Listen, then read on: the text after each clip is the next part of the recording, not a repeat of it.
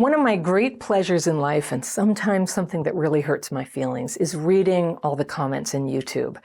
This is the most incredible experience of my life, putting ideas out there and then hearing from hundreds of people, their ideas, their feelings, their experiences. I'm learning so much about people. Now, I receive letters from people through a special address that you can always find down in the description section where to send those letters. But sometimes I see a comment that I really want to respond to a little more in depth than I could write in the comments section. And so today I've pulled together a handful of these comments, and I'm just going to go through lightning round here and answer them. All right? So, first, I'm struggling to work something out, says a commenter. When you come across something that triggers you, do you face it or try to avoid it? All right, that is such an important question. And here's my answer.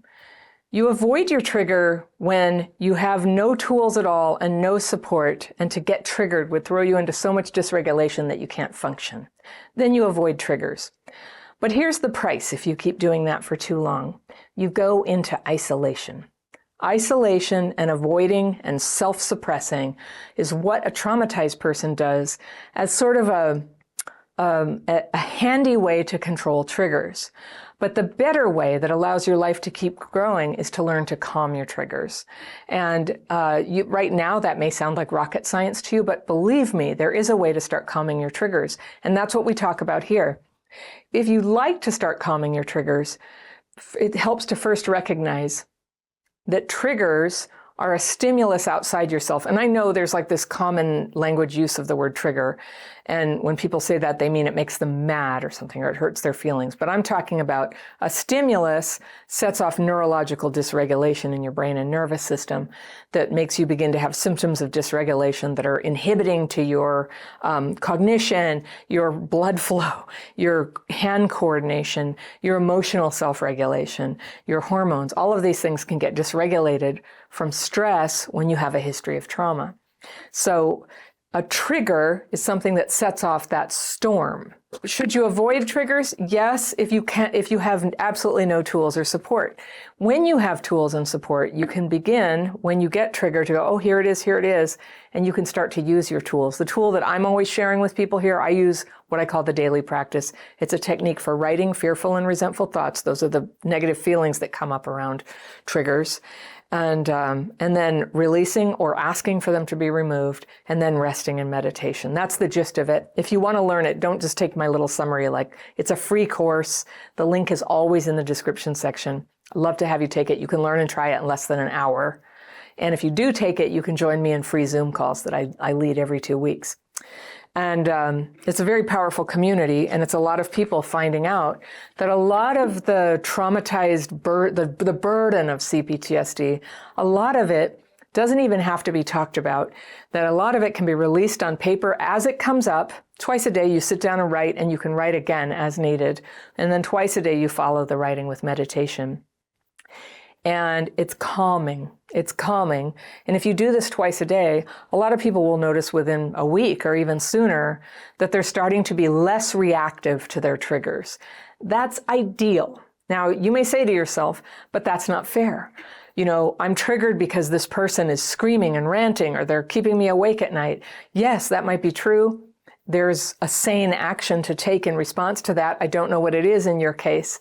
But when you're all dysregulated, you're going to have a hard time knowing what to do or doing it well. You know, if you go run up to their door and start banging on it and go, about their noise, is probably not going to go well.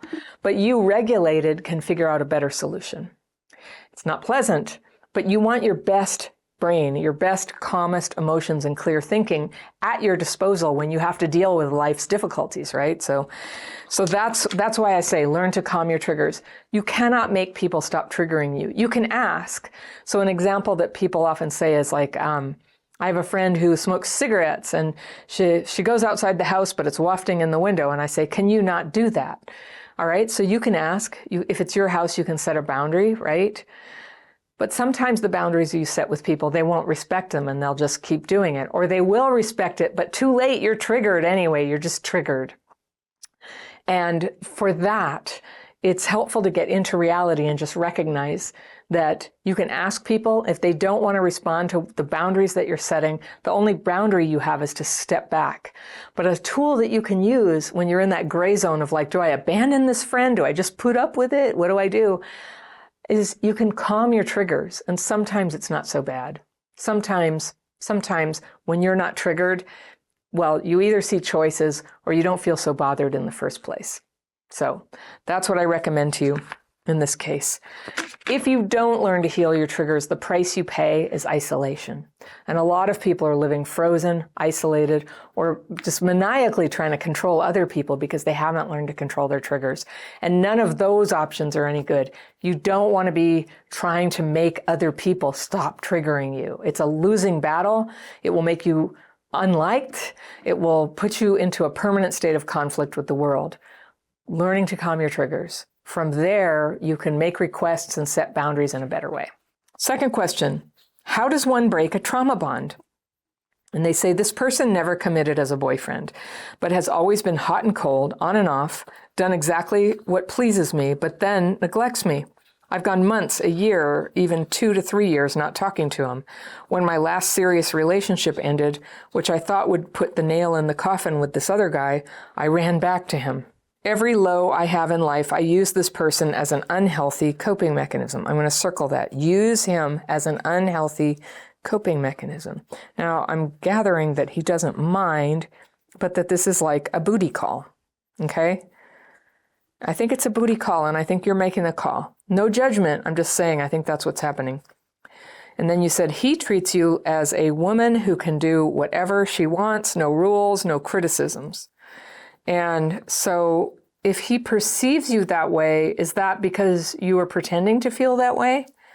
That's what we call being a cool girl. It's okay, whatever, I'm cool. No rules, you don't have to do anything. So then you say, my religious family and some friends hold high expectations and are disappointed when I become messy and unhinged. Well, probably you're disappointed when you become messy and unhinged. And I think messy and unhinged is so well said. I know what you mean. You said, I suffer from mental health problems, but because I'm both gifted and special ed, I feel judged often. Yeah, okay. Anyway, I know why I run to this guy. I can be nothing, do nothing, engage in pleasure, no judgment. Okay, so maybe you have an unconscious wish to have this no strings relationship, but I guess then your emotions get the better of you. You say it's trauma bonding. Is it that you want it to get closer? You want it to be a true romance? I don't know, you're not quite saying that. So either you feel that way, but you're not owning it, but you say it's a trauma bond. You feel like you should leave. You feel like you should get away, but you keep going back, that he's withholding love, I think is why you're calling it a trauma bond. You said, I know there's no growth, and that's dangerous. It's not necessarily dangerous, but it could tie up your emotional availability as long as you have all of it going into this relationship that goes nowhere. And then you can't have a relationship more to your liking, more what you want. So you said, if my community would just allow me some grace, I wouldn't run to this person. That's the part I don't understand. That sounds to me like you're externalizing responsibility for the fact that you run to this person, that they are judging you, and so you have to run to him. And I don't really follow you with that. I think you can run to him or not run to him if you want, regardless of what they think. Sounds like you're not really that driven by what they think, but you'd rather be thought of well, right? Who wouldn't? So you say, I'm a bully to myself, a perfectionist to the core. How do I fix my internal wounds? How do I stop comparing and feeling less than and seeking love and empathy from abusers who want to take advantage of my vulnerability? Whoa, okay, so suddenly that went to abusers. So unless there's a piece of this story you haven't mentioned, I'm not hearing abuse. I'm hearing this guy is open for a casual relationship with you whenever you call, but nothing more. And you call him, and you kind of like it. So I don't think he's taking advantage of you. It's possible that you're in conflict with yourself. So apologies if I missed something in your letter, but I just don't hear abuse here. This is a casual relationship that, as far as he knows, is something you're both on the same page about. That's what you're describing. but it's not really how you feel. So I think what you're saying is you'd like to get out. And you can get out. And sometimes you have to, sometimes even when you recognize that your hurt and your low self-esteem and your trauma wounds are getting in the way of you being able to leave, you have to leave anyway and trust that leaving will make space for you to do the healing. When you get out of a relationship that's dragging you down and you instead go for getting tools for healing and the support of people who are walking that path with you, there is no stopping you. You can do so much change under those circumstances, but so many of us stay locked out of those decisions to actually like stop doing the thing that's dragging us down and begin doing tools and support. And those can be a lot of things. Whatever works for you. It could be therapy, it could be books, it could be 12-step groups. You could come into my membership program. All of those have ways to get, well, maybe not books, but the support of other people who are walking a similar path is very powerful to help you process the feelings that come up and get some reflection on, is it just me? Am I seeing this accurately? To get that feedback. It's really important. Left to our own devices, we will kid ourselves. Okay. Somebody else asked about a trauma bond, and a trauma bond is the word. Some people say trauma bond when what they mean, you didn't, but some people, they say it when they mean two people who are very traumatized, who are attached to each other because they're very traumatized. But actually what a trauma bond is it refers to intermittent reinforcement, which is when somebody love bombs, withdraws, gets really in there, withdraws, tells you you're great, tells you you're crap, it's like on, off. And so sometimes people are doing this manipulatively. I think in most cases, it's just the dynamic of a relationship. I love you, let's break up, I love you, let's break up. Maybe they're both doing it, and they both get trauma bonded. It makes it very hard to leave. It activates something that's hard to leave. And the thing is, it's not just traumatized people. You can do this. The intermittent reinforcement is a word that came up around the psychology of hostages. You can cause animals to get trauma bonded, where they cling ever tighter the worse you treat them, as long as you alternately treat them really great. They really want the cookie, even if you're being abusive. So it does sound like that's why you're attached. That if that's what you think, that's what I think too. This is another question about trauma bonding. I know this is about romantic relationships, they say about some video they just watched, but it reminds me of my relationship with my mom. She was never abusive, but mostly an inconsistent figure in my life and wasn't able to parent effectively. I've now learned she definitely shows signs of CPTSD herself. Is trauma bonding with a parent a thing? You bet it is. Parents invented trauma bonding. Yes, and the trouble is, with trauma bonding, once you've gotten into it once, there's a little pattern there that's kind of easier to activate with other people. So if you had this with a parent, I had it with my parent. My mom was an alcoholic. And most of the time she was drunk, and she was drunk enough that she couldn't really pay attention to my needs fully, but she kind of could. And I can remember a couple of times, less than I can count on my hand, when she sobered up for a short spell. And I will never forget it. It was amazing. And the way that she was so intelligent and caring, and she took me shopping for shoes. I really needed shoes. I got these sandals, and, I'll never forget when she sobered up, and then she drank again.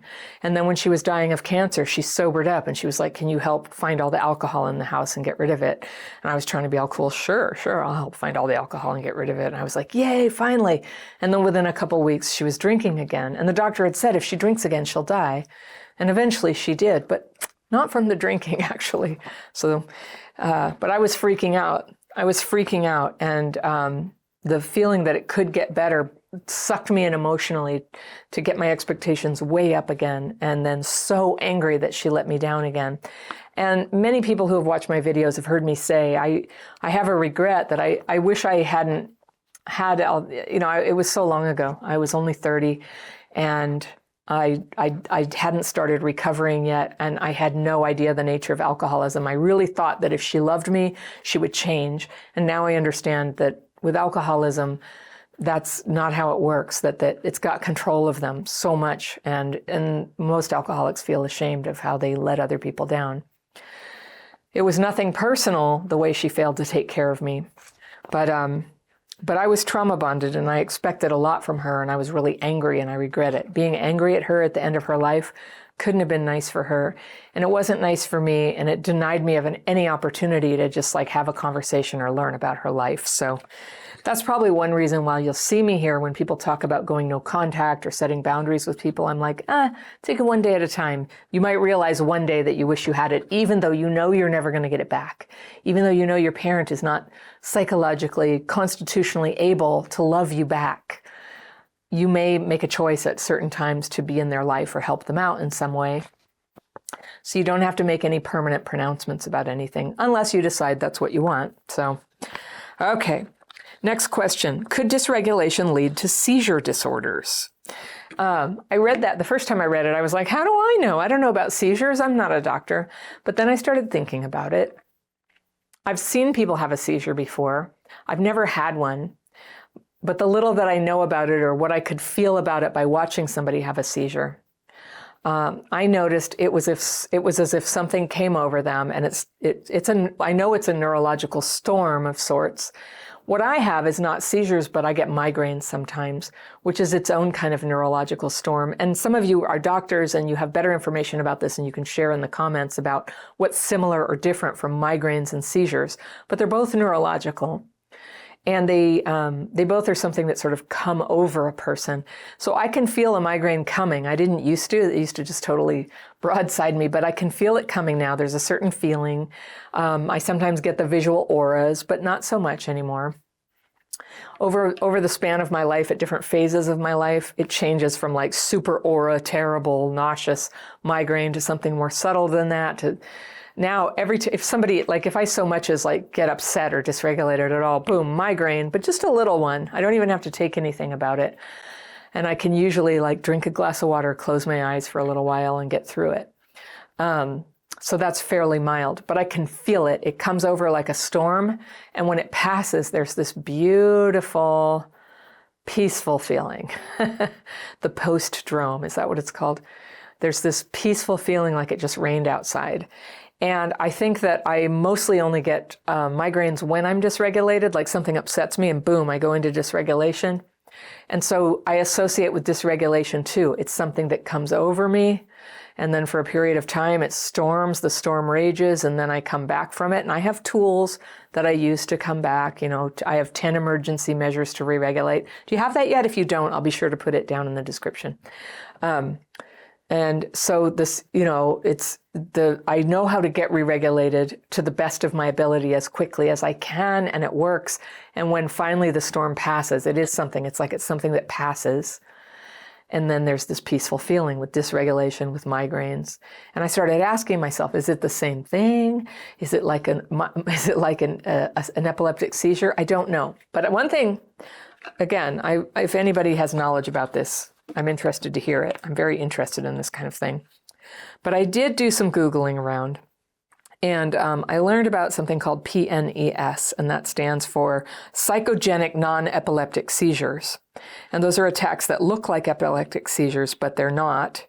And instead, they're caused by psychological factors. So basically, it sounds like a trauma response to me, but I don't know. I got this from epilepsy.com, and so, you know, understandably, their focus is not primarily trauma, but epilepsy. So if you know about this, tell me. I'm interested. They're fairly common. Sometimes a specific traumatic event can be identified, and the only reliable test to tell if it's an epileptic seizure or a PNES is a video EEG monitoring. And I presume that means you see the outward signs of a seizure, but you don't see the brain activity associated with a seizure. It can be hard to treat because it's considered somatic. So what somatic means is we're physicalizing an intense stress, a trauma reaction. It becomes physicalized. So I believe that I kind of went into a somatic reaction set of symptoms. I had a major surgery some years ago. That surgery fell apart. It couldn't heal. And this was at a very traumatic time in my life. And there certainly was not none of the doctors or surgeons, I ended up having 14 major surgeries. Nobody ever said, do you have a lot of trauma in your life? But the surgeries never worked. Like they kept repairing stuff. They tried this, they tried that, they tried the other thing, and it always fell apart. And the surgeon kept saying, this is so weird. There's only like a 3% chance that this wouldn't work, but you're always in the 3%. And then one day, after I had given up on any more surgery, like it wasn't going to work, and I had to have all these appliances to, compensate for all the damage done, one day I realized that I thought that I had actually recovered, and the doctor checked me and I had recovered, and I was able to lose the medical appliances. And I asked her, well, has this happened before? Because she had told me a couple years before, there's nothing more I can do. There's no way this can heal. I'm very sorry. You're going to have to live with it. And I had accepted it. I wasn't even looking for healing, but because I was so unhappy and traumatized at that time in my life, for reasons even more than that I was in and out of the hospital for 4 years. It was a very hard time in my life, and I had finally, this all was going down when I had left my daily practice techniques. I went back to them and I got going, and then I started seeking help and mentorship from people I respected. It had been years at that point since I had let other people direct me or asked for help. It was the most wonderful time in my life, even though I was crying all the time. I had really hard stuff going on, but I was finally willing to be totally honest, and I was very willing and open-minded about what needed to change, even when I didn't know what needed to change, and things started to change. And so when this healing occurred and I went and got it checked out, it took me a while to get my insurance company to even authorize it because my case was officially unfixable. And so I said, well, if I'm wrong, I will pay for this visit. But I went in and saw the surgeon, and she was like, huh? And I said, has this happened before? Have you seen this? And she said, I've seen miracles, not this one. So I now know probably what the miracle was that I was somaticizing my trauma at the time. And then in due time, I was able to unsomaticize my trauma. I was able to process it in a healthy way, not by running it through my body as a somatic response. I was out on paper. I was getting help. I was making positive changes away from abusive and terrible, upsetting, shameful situations that I kept finding myself in at the stressful time. And my life straightened out. Everything I teach, 80% of it is from this period of my life when I learned the daily practice long before that, and then I learned how to get my life together. And that's what I teach around here. So just all of this talking about somatic healing, whether it's seizures, whether it's dysregulation, whether it's migraines. Some people say, and not just me, but research shows a very high correlation of chronic health disorders, autoimmune disorders, that these are highly correlated with the history of trauma. And one of the best things we can do is calm those triggers and calm that trauma response so that our body can do what it does, so that our body can respond with an immune system, with hormones, with blood flow, with attention, with calm emotions. Like that's the sweet spot for facing life's ups and downs. So that's what I'm saying. That's my little lesson in there for you. All right, the next question is, self-centered people. All right, this was in response to a video I did a couple weeks ago about a woman had a relationship. A guy left her because she was very dysregulated and very ambivalent about the relationship and not fully conscious. She had a lot of unconsciousness about what she really wanted, and she kept sort of blurting out, I don't want this relationship. And eventually he left. And she felt a lot of regret for it. The guy, the fake name I gave him was Mark. So this comment was about that video and said, I ran into people like Mark when I was much more involved in wellness communities. It seemed that a lot of us aggressively pursued healing modalities like meditation, yoga, mindfulness, consciousness expanding, etc., in order to find stability and certainty. And I remember a lot of talk about trusting other people with our wounds and asking people outright if they will be there, and being rather demanding on how conscious or, quote, purposeful a relationship needed to be, often quite early. And I remember meeting a guy who spoke a lot about quantum consciousness, mindfulness, etc. All right, so I kind of know the type you're talking about here. I know about this. Sometimes it can go south, for sure. So the commenter says, my dad died a few months after we met. I was in another state caring for my dad. I called him a few days after my dad died, and he said something about him being glad I wasn't attached. That sounds like some spiritual statement that, oh, good, you're not having bad feelings. That would be convenient for him to believe that about her, because then he doesn't have to support you. And you said, a week or two after I returned home, he sent me a 10-page essay of his thoughts and feelings on awareness. I had no bandwidth for any of it, and I closed the document. I skimmed it a few weeks later. During that time, he followed up and asked if I had received it. I thought that was odd. Eventually, I acknowledged it with a 1 or 2 line response. I was still reeling from my dad's death, and he seemed terribly offended that I did not consider his thoughts. I did not respond to him after that. Yes, I know the type. And this is the thing. When you go into any sort of healing community, whether it's, psychological, spiritual, religious, you're going to have a high concentration, higher than average concentration than outside those communities, of people who are messed up, of people who are having problems in their lives and with other people because they lack empathy and they're basically self-centered, right? So let me talk about the terms self-centered and selfish, because I think what you're describing in this comment is both self-centered and selfish. And those are they have 2 slightly different meanings. Self-centeredness is just being all about yourself. How do I feel about this? What do I think? My essay. Selfishness is not giving another person what is fair to give them. So selfishness could be a parent who doesn't care for their child. It could be a contractor who doesn't deliver the services that were already paid for, right? That would be selfish. Or it could be somebody, I presume you were sleeping with him, you were seeing him for a few months and your dad died, and rather than talk to you about your feelings, he talked to you about his selfish considerations. That's selfishness. He did not give you what was your due, and that's why it feels wrong. I don't know if you were sleeping with him, but luckily you got out of there after that. You saw him for what he was. People who are selfish are the worst people to have in your life as friends or partners. They do not have anything to give, and the only people who fit with them are traumatized people who are crap fit professionals, right? Where you learn to fit yourself to a totally unacceptable situation or person because you were trained to do that as a kid.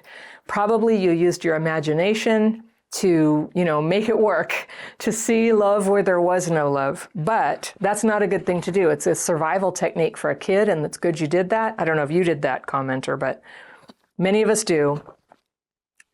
But then, when you grow up, it becomes a maladaptation to keep fitting yourself to crap. And what that looks like is often a sort of codependent desire to try to change somebody or fix them. You get together with somebody who's in a broken state and then nag them incessantly. If you would just be fixed, I could be happy. Or you get together with somebody who's never showed you genuine interest. But because of the abuse and neglect of your childhood, maybe you confused the sexual attraction between you that lasts for a couple months as a promising romance. And then gradually you realize, oh my gosh, this person doesn't care about me at all. And then you try to retrofit them and you be crying, begging, come on, I deserve this, wheedling with them. I'm proud of you that you didn't do any of that. You just got out, which is sane, lucid. It's not there. It's not there. It was an illusion that they had it to give. And it's very compelling when they're sitting there talking about being present and conscious and purposeful. Conscious and purposeful together is part of a particular spiritual thing, I know. I have a video about this, and you'll see this sometimes in spiritual, maybe religious, maybe self-helpy type things, where there's a jargon that people can use to sort of dress up some very flimsy casual sexual relationship. And then they use weird language on you, like, hey, you're getting all up in your head, when you're like, hey, wait a minute, is this just casual sex? Hey, let's not put a label on it or think in the future. Hey, you hear me laughing. You hear how good I can quote it, and you know why. I've been there before, and it's I'm so much better now. Well, I'm married now, and I've been with my husband for 15 years, and what a relief! What a relief to be out of that soup.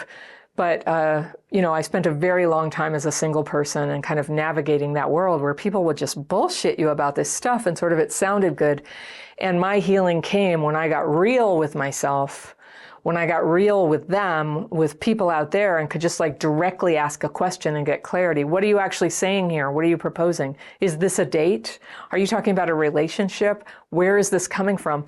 And if you confront people like that and they sort of go, hey, you're not being in the present, breathe or something, you have your answer right there. Bullshit. It's not real. Okay. Breathing is never, look, if you didn't breathe, you'd be dead. So I'm just saying. All right. The last question here I was going to take on. This one's kind of interesting. A little bit longer than the other ones. All right. Somebody says, I would really love a video on the other parent, the victim parent, and our loyalty towards them, which keeps us from going no contact with the main abuser. So I think this is from somebody who would, yeah, I've read this. Okay. Are they savable? Can you save the other parent? No, savable. Gosh. Who is savable even under the best of circumstances? All right. In our adult life, they stay under the narcissistic influence. They're talking about the victim parent of the most abusive parent if they stay married. And this is funny. You're talking about that triangle of like abuser, victim, and savior. Do you know that? Do you know you're just kind of putting everybody in a role here that's notorious? Can somebody tell me who's the source of that? Anyway, it's a notorious trap. These are roles that nobody is actually neatly in, but I get your point. Okay. In your adult life, they stay under the narcissistic influence of the most abusive parent if they stay married, and their inability to protect us. The victim parent was obviously also abusive by being neglectful, by not protecting us and not taking us away from that situation and not showing us how to put up boundaries. Yes, that's passive abuse. To have compassion, hurt, and resentment all at the same time is very difficult. And even the victim parent might have developed many narcissistic or codependent traits, you bet, as well, if they didn't have them already, because probably they got into and stayed in this type of relationship because they were already traumatized and they already had unhealthy traits. So the commenter says, I'm almost 40 and I don't have compassion left in me for either of them. I should start giving them that to myself. I'm hesitating just because that's something that people say that I never quite relate to, but I know people feel that way. Okay. I realize that I should go no contact with both of them and stop fooling myself that I can change them or get them to see the damage that they've done and truly apologize and develop themselves in their 70s. Okay, cut to the chase. No, you can't, actually. You can't get them to see what they've done or change themselves. Here, I'll read the rest of your letter. I know what you're gonna. I read it through before, and I just know where this is going. I realize that I should go no contact with both of them and stop fooling myself that I can change them.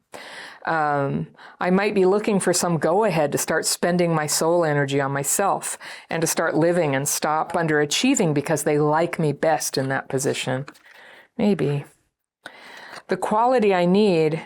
I'm going to try to say this as I read through it. I think you're externalizing something there. Who cares if they want you in that position? If you're not achieving at the age of 40 and blaming it on your parents, I'm just going to give you just a little nudge here. Forget them.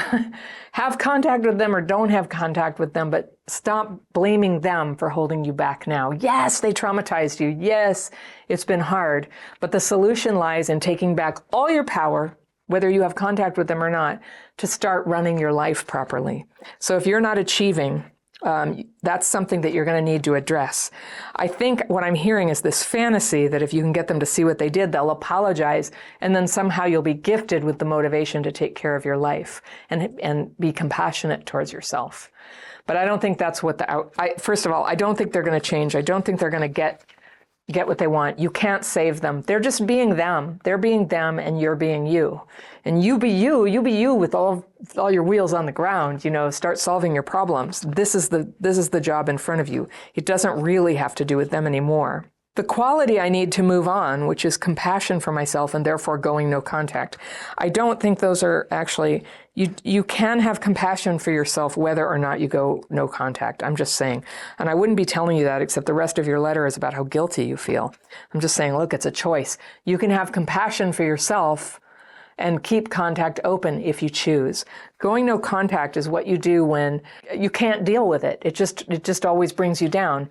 But technically, when you have enough healing, people being crazy like that, you'll become more detached from it. Your triggers will be calmer. It won't dictate how you feel about yourself or how you run your life. It'll be sort of upsetting, and then you'll be like, oh, it's that upsetting thing, and then you just carry on. That's the ideal state. But not all of us are there yet.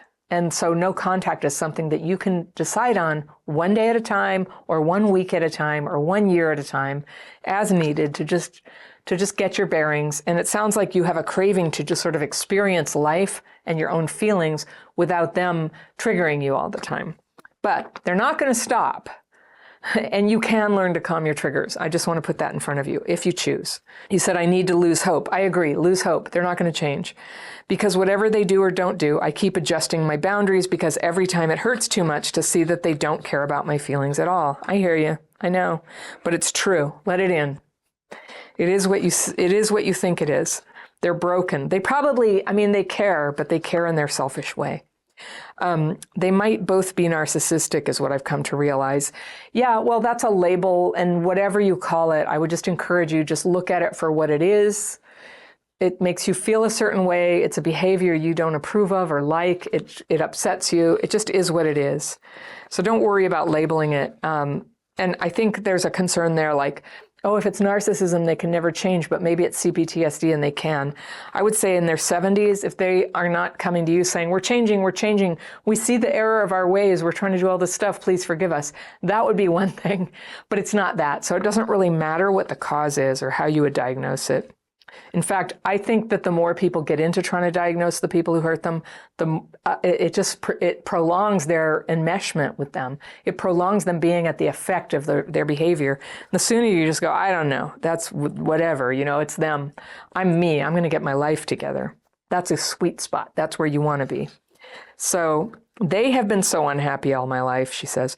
Psychiatry has been wrong so much. I don't necessarily believe that highly narcissistic people have zero chance to feel and get better. Well, it doesn't matter what psychiatrists think or narcissism. I just think realistically, your parents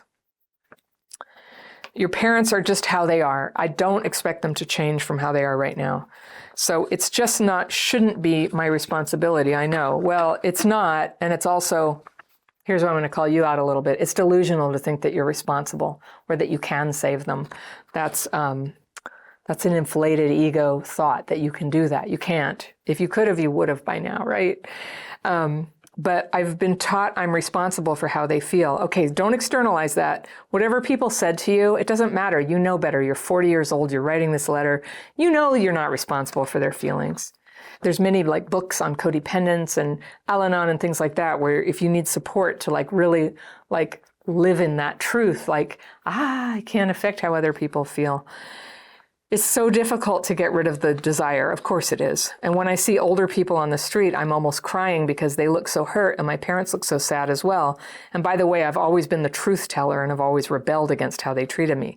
So it's a history of war. So all right, you've expressed yourself to them. It sounds like you guys have a high conflict relationship. My gut feeling is just that some peace inside about this with your acceptance of them being them and you being you. And it just sounds like you have some stuff that's not going well in your life where you believe that you're responsible for other people's feelings. That's codependence. That's a very terrible condition. And that's something you fix. That doesn't go away because they change. That goes away because you work on it. And I hope you will. There's a lot of peace and happiness there for people who work on this and start to have a little bit of, detachment from this belief in cause and effect.